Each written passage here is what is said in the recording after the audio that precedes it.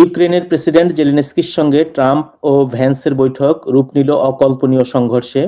বৈঠক শেষে ট্রাম্প তার ট্রুথ সোশ্যাল ওয়েবসাইটে বলেছেন জেলেনস্কি শান্তির জন্য প্রস্তুত নন এবং তিনি মার্কিন যুক্তরাষ্ট্রকে অসম্মান করেছেন।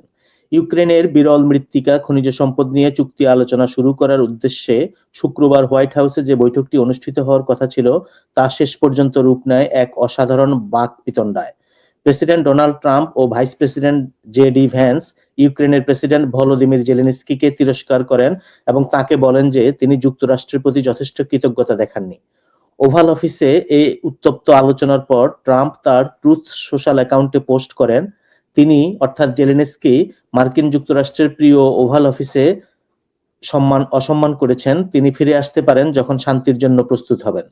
এই সংঘর্ষ বর্তমানে ইউক্রেন রাশিয়া যুদ্ধ শুরুর ৩ বছর পর শান্তি প্রক্রিয়ার অংশ হিসেবে ট্রাম্প ও তার মিত্রদের প্রস্তাবিত খনিজ সম্পদ চুক্তির আশা ভেঙে দিয়েছে। I'm talking about the kind of diplomacy that's going to end the destruction of your country. Yes, but if you are not strong... Mr. President, with respect, I think it's disrespectful for you to come to the Oval Office and try to litigate this in front of the American media. Right now, you guys are going around and forcing conscripts to the front lines because you have manpower problems. You should be thanking the President for trying to bring an end to this conflict. Have you ever been to Ukraine that you say what problems we have? I have been to. Come once. I've actually watched and seen the stories, and I know what happens is you bring them on a propaganda tour, Mr. President. Do you disagree that you've had problems bringing people into your military? We have problems. And do you think that it's respectful to come to the Oval Office of the United States of America and attack the administration that is trying to prevent the destruction of your country? A lot of questions. Let's start from the beginning. Sure. First of all, during the war, everybody has problems, even you, but you have nice ocean and don't feel now, but you will feel it in the future. God bless. You don't know that. God bless. God bless. You will not have the war. Don't tell us what we're going to feel.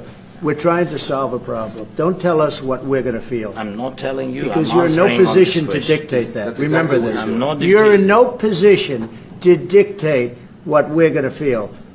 We're going to feel very good. You will feel influenced. We're going to feel very good and very strong. You will feel influenced. You're right now not in a very good position. You've allowed yourself to be in a very bad position, and he happens to be right about it. From the very beginning of the war. You're not in a good position. You don't have the cards right now. With us, you start having cards. I'm not playing cards. Right now, you don't. Yeah, you're playing cards. Mr. President. You're playing cards. Serious. You're gambling with the lives of millions of people.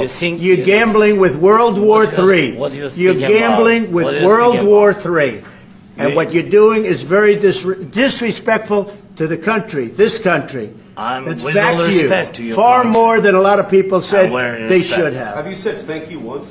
A lot of times. No, in this even entire today, meeting, you said thank even you. Today. You went to Pennsylvania and campaigned for the opposition in October. Offer some words of appreciation for the United States of America and the president who's trying to save your country. White হাউসের এক কর্মকর্তা জানান, Trump ও অন্যান্য মার্কিন কর্মকর্তারা অসম্মানিত বোধ করায় জেলেনস্কিকে শুক্রবার হোয়াইট হাউস ছেড়ে যেতে বলা হয় এবং তাকে ফিরে আসতে নিষেধ করা হয়। জেলেনস্কি হঠাৎ করে হোয়াইট হাউস ত্যাগ করেন এবং দুই নেতার যৌথ সংবাদ সম্মেলন বাতিল হয়। হোয়াইট হাউস থেকে বেরিয়ে জেলেনস্কি এক্স বা টুইটারে লেখেন, আমেরিকাকে ধন্যবাদ, সমর্থনের জন্য ধন্যবাদ, এই সফরের জন্য ধন্যবাদ, আমেরিকান প্রেসিডেন্ট, কংগ্রেস ও মার্কিন জনগণকে ধন্যবাদ। ইউক্রেনে ন্যায়সঙ্গত ও স্থায়ী শান্তি প্রয়োজন এবং আমরা সেটির জন্যই কাজ করছি। এই বাকবিতণ্ডা মার্কিন যুক্তরাষ্ট্র ও ইউক্রেনের মধ্যকার উত্তেজনার প্রতিফলন, যেখানে ট্রাম্প ক্ষমতায় আসার পর থেকেই ইউক্রেনের প্রতি কঠোর নীতি গ্রহণ করেছেন। তিনি জেলেনস্কিকে স্বৈরশাসক বলেছেন এবং মিথ্যা দাবি করেছেন যে রাশিয়া নয়, ইউক্রেনই যুদ্ধ শুরু করেছে। বৈঠকের কয়েক ঘন্টা পর ট্রাম্প সাংবাদিকদের বলেন জেলেনস্কি সীমা অতিক্রম করেছেন এবং ইউক্রেনীয় প্রেসিডেন্টকে যুদ্ধ চালিয়ে যাওয়ার জন্য উৎসাহী বলে অভিযোগ করেন। ট্রাম্প বলেন, আমরা এমন কাউকে চাই না যিনি শক্তিশালী সহায়তা পেয়ে শান্তি স্থাপন না করে লড়াই চালিয়ে যাবেন। আমরা 10 বছর যুদ্ধে জড়াতে চাই না, আমরা শান্তি চাই।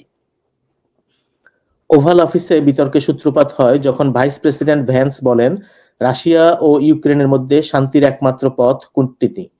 জেলেনস্কি এতে দ্বিমত পোষণ করে বলেন রাশিয়া অতীতে চুক্তি ভঙ্গ করেছে। জেলেনস্কি রাশিয়ার প্রেসিডেন্ট পুতিন সম্পর্কে বলেন, তিনি আমাদের মানুষ হত্যা করেছেন, বন্দি বিনিময় করেননি। জেডি, আপনি কোন কূটনীতির কথা বলছেন? ভ্যান্স পাল্টা জবাব দেন, আমি সেই কূটনীতির কথা বলছি যা আপনার দেশের ধ্বংস রোধ করবে। আপনি ওভাল অফিসে এসে আমেরিকান মিডিয়ার সামনে এটা নিয়ে তর্ক করছেন, এটা অসম্মানজনক। ভ্যান্স দীর্ঘদিন ধরে ইউক্রেনকে মার্কিন সহায়তার বিরোধিতা করে আসছেন। সেনেটর হিসেবে তিনি ইউক্রেনের জন্য $95 বিলিয়ন সহায়তা প্যাকেজে ভোট দেননি। 2022 সালে তিনি বলেছিলেন যে ইউক্রেনের কি হয় তা নিয়ে আমার মাথা ব্যথা নেই। ভ্যান্স যখন জেলেনস্কিকে বলেন যে ইউক্রেনের সৈন্য সংগ্রহের সমস্যা আছে, জেলেনস্কির জবাব দেন, ভ্যান্স কখনোই ইউক্রেনে যাননি। ভ্যান্স বলেন, আমি প্রতিবেদন দেখেছি, আপনি প্রচারণার জন্য মানুষকে নিয়ে আসেন প্রেসিডেন্ট মহোদয়।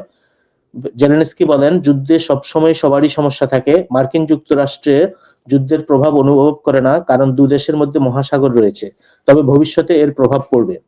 ট্রাম্প তখন উচ্চস্বরে বলেন, আপনি তৃতীয় বিশ্বযুদ্ধের দিকে নিয়ে যাচ্ছেন, আপনি এই দেশের প্রতি অসম্মান দেখাচ্ছেন। মার্কিন সহায়তা ছাড়া আপনি এতটা শক্তিশালী হতেন না। হয় চুক্তি ভঙ্গ করুন, চুক্তি করুন, নতুবা আমরা চলে যাব।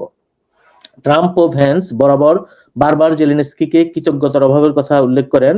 জেলেনস্কি 2022 সালে কংগ্রেসে ভাষণে বলেছিলেন, আমেরিকান জনগণ আপনাদের স্বাধীনতাকে যেভাবে লালন করেন, ইউক্রেনিরাও সেভাবে করে। আমাদের সমর্থনের জন্য অগণিত ধন্যবাদ। ট্রাম্পের মিত্র সিনেটর লিন্ডসে গ্রাহাম এই বৈঠককে সম্পূর্ণ বিপর্যয় বলে অভিহিত করেন। ডেমোক্র্যাট সিনেটর ক্রিস কুনস বলেন, ওভাল অফিসে আজ যা ঘটলো তা লজ্জাজনক। ট্রাম্প ও ভ্যান্সের আচরণ পুতিনকে খুশি করবে। ইউক্রেনের বিরল খনিজ সম্পদে মার্কিন প্রবেশাধিকার নিয়ে আলোচনা এই বৈঠকের মূল উদ্দেশ্য ছিল। ট্রাম্প দাবি করেন, এই চুক্তি যুক্তরাষ্ট্রের দেওয়া $66 বিলিয়ন সামরিক সহায়তার বিনিময়ে হবে। তবে ইউক্রেনের কিছু খনিজ অঞ্চল রাশিয়ার দখলে রয়েছে। জেলেনস্কি মার্কিন প্রস্তাব প্রত্যাখ্যান করে নিরাপত্তার নিশ্চয়তা দাবি করায় ট্রাম্প ক্ষুব্ধ হয়। জেলেনস্কি ট্রাম্পকে রাশিয়ার মিথ্যা তথ্যের বুলবুলি বলে অভিযোগ করলে ট্রাম্প তাকে নির্বাচনবিহীন স্বৈরশাসক আখ্যা দেন। এদিকে এই ঘটনার পরে বিশ্বের প্রায় সকল নিউজ মিডিয়া ব্রেকিং হিসেবে প্রচার করেছে। অ্যাক্সিওস তাদের রিপোর্টের শিরোনাম করেছে, Trump sent Zelensky home with no deal and no meal. অর্থাৎ ট্রাম্প জেলেনস্কিকে কোনো চুক্তি ছাড়াই এবং কোনো খাবার ছাড়াই বাড়ি পাঠিয়ে দিলেন। ট্রাম্প জেলেনস্কি বিতর্ক নিয়ে ভবিষ্যতে অনেক আলোচনা হবে। এভাবে লাইভ টেলিকাস্ট করে সারা দুনিয়ার সামনে বুলিং করে ছোট দেশের প্রেসিডেন্টকে চাপ প্রয়োগ করে তাদের সম্পত্তি কেড়ে নেওয়ার চেষ্টা দুনিয়ার ইতিহাসে আগে কখনো দেখা যায়নি। শুধু মিনারেলস নিয়েই সন্তুষ্ট নয়, লুটেরাদের সম্মান জানাতে হবে, থ্যাংক ইউ বলতে হবে। প্রেসিডেন্ট মাস্কের জন্য মিনারেলসের বিশেষ দরকার, বিশেষ করে লিথিয়াম দরকার। সেই জন্য ইউক্রেনের উপরে এত চাপ প্রয়োগ করা হচ্ছে। যুদ্ধের কোথাও ইউক্রেনের খনিজ সম্পদ নিয়ে কোনো কথা ছিল না, এখন দেখা যাচ্ছে সেটাই মূল বিষয়। শক্তির ভারসাম্য না থাকলে বড় শক্তি কিভাবে ছোট শক্তিকে হেয় করে সেটা এখন ইউক্রেন, ভারত, মেক্সিকো, কানাডা এরা সবাই বুঝতে পারছে। সাদা শ্রেষ্ঠত্ববাদীরা শক্ত পাওয়ারফুল মেল পাওয়ারকে ভয় পায়, সমঝে চলে। সেটা পুতিন, শি, কিম জং এদের ক্ষেত্রে বোঝা যায়। এর বাইরে যারা আছে তাদেরকে তারা বুলিং করে। আন্তর্জাতিক অঙ্গনে আমেরিকার অবস্থান এর কারণে দিন দিন নিচের দিকে নামছে।